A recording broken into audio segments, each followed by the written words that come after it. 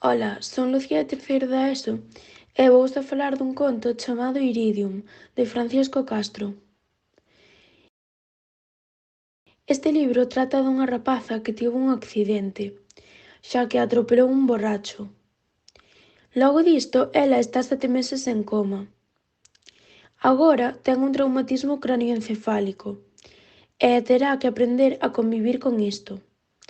Ela compaxina o bacharelato coa rehabilitación, a cal fai nun centro. É unha rapaza moi especial, xa que ten heterocromía iridium, de aí o seu nome, Iris. Isto é que ten un ollo azul claro e o outro verde oliva. Esta peculiaridade fai que sexa bastante coñecida en Instagram.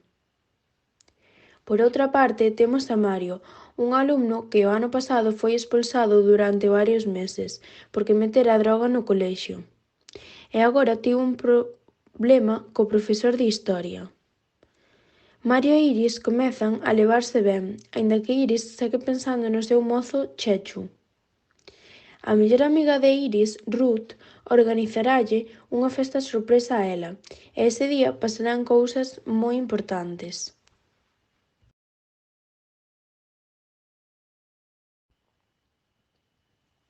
O autor deste libro é Francisco Castro. Naceu o 27 de outubro de 1966. Polo tanto, ten 57 anos.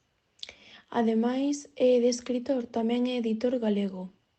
Algunhas das súas obras son Chamádeme Sinbad, en 2009, Xoán Xoana, en 2023, e A historia de Sara, tamén en 2023.